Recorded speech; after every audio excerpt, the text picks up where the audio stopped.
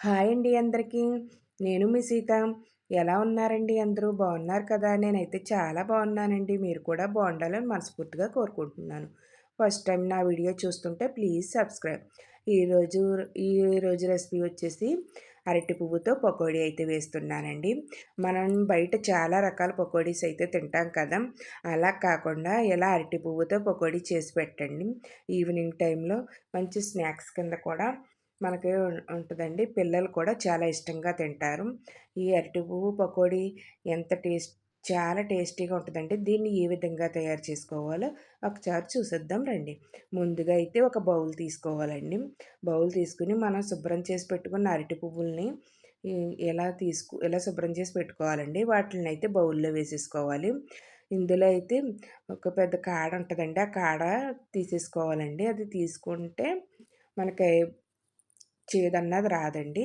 ఇలా క్లీన్ చేసుకోవాలి. ఇప్పుడైతే ఒక కప్పు శనగపిండి, అరకప్పు అయితే వరిపిండి వేసుకోవాలండి. ఇందులోనే రుచికి తగ్గ సాల్టు, చిటికెడు పసుపు కూడా వేసుకోవాలండి. ఒక స్పూన్ ధనియాల పొడి, ఒక స్పూన్ చికెన్ మసాలా, కొంచెం కారం వేసుకోవాలండి. ఒక స్పూన్ అల్లం వెల్లుల్లి పేస్ట్ అండి, అది కూడా వేసేసుకొని సన్నగా తరిగిన కరివేపాకును కూడా వేసుకోవాలండి. అలాగే సన్నగా తరిగిన కొత్తిమీరను కూడా వేసేసుకోవాలండి. వాటర్ ఇది కొంచెం కొంచెంగా వాటర్ వేసుకుంటూ కలుపుకోవాలండి. మనం ఈ ఉప్పు మనం ఇందులో ఉల్లిపాయలను కూడా వేసుకోవచ్చండి. నేనైతే ఉల్లిపాయలను అయితే వేయట్లేదు. ఎందుకంటే అరటి పువ్వుని డామినేట్ చేసేస్తది కదా!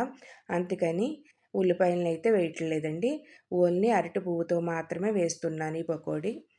ఇప్పుడు ముందుగా స్టవ్ వెలిగించుకొని కడాయి పెట్టుకోవాలండి.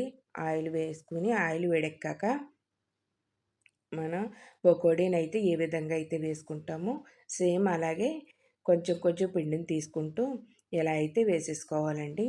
ఇలా వేసేసుకొని లైట్ గోల్డెన్ కలర్ వచ్చేదాకా వేయించుకోవాలండి. చూసారు కదా! మనకి కడాయికి ఎంత పడుద్దో అంతవరకు వేసుకొని లైట్ గోల్డెన్ కలర్ వచ్చేదాకా వేపుకోవాలండి. ఇలా అంతా వేపేసుకొని ఇప్పుడైతే ఒక ప్లేట్ అయితే తీసుకుని ప్లేట్లోకి అయితే తీసేసుకుందామండి. ఈ కలర్లో అయితే వేగితే సరిపోద్దండి. కొద్దిగా కలర్గా వేపేసుకోకూడదండి, బాగోవు. మళ్ళీ మిగతా పిండిని కూడా వేసేసుకొని బాగా వేయించేసుకుందామండి. ఈ విధంగా వేయించేసుకొని ప్లేట్లోకి అయితే తీసేసుకుందామండి. ప్లేట్లోకి తీసుకుని ఇప్పుడు ప్లేట్లోకి తీసేసుకున్న తర్వాత అంతేనండి. ఈ అరటి పువ్వు పకోడీ అయితే రెడీ అయిపోయిందండి.